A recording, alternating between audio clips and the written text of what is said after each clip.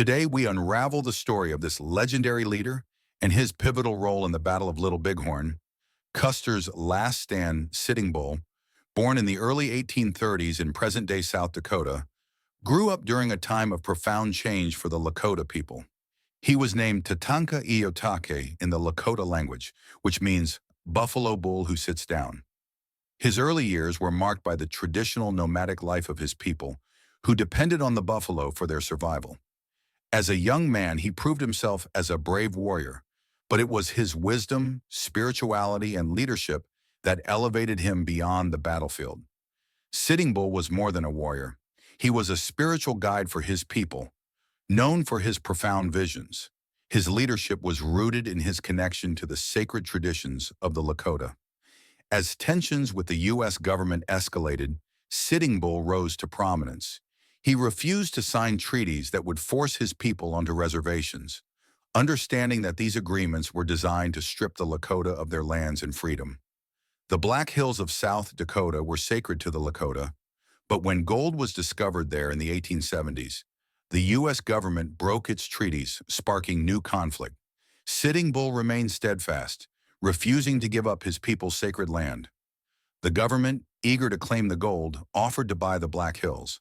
Sitting Bull and other leaders rejected this offer.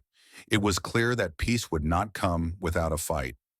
In the summer of 1876, as U.S. forces prepared to confront the Lakota, Sitting Bull held a sun dance ceremony. For days he fasted and danced until he had a vision. In it, he saw soldiers falling from the sky, upside down, like grasshoppers, a powerful omen of a great victory. This vision energized the warriors gathered around him, giving them the confidence to stand against the U.S. Army. On June 25, 1876, General George Armstrong Custer and his 7th Cavalry charged into what they thought would be a quick victory.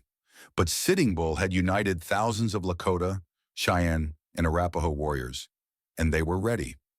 While Sitting Bull did not fight directly in the battle, he played a crucial role in organizing the defense and boosting morale. His vision had foretold this moment, and under the tactical leadership of Crazy Horse and other war chiefs, the native forces encircled and overwhelmed Custer's men. The Battle of Little Bighorn was a resounding victory for the Native Americans. Custer and his men were wiped out, and the U.S. Army suffered a shocking defeat. But this triumph came with a heavy cost. The U.S. government, humiliated and enraged, escalated its military campaigns against the Lakota and other tribes. In the years that followed, the Sioux were relentlessly pursued, and many were forced onto reservations. After the battle, Sitting Bull led his people into Canada, seeking refuge from the relentless U.S. Army.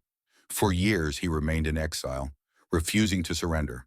But the harsh conditions in Canada and the dwindling supplies eventually forced him to return. In 1881, Sitting Bull surrendered to U.S. authorities.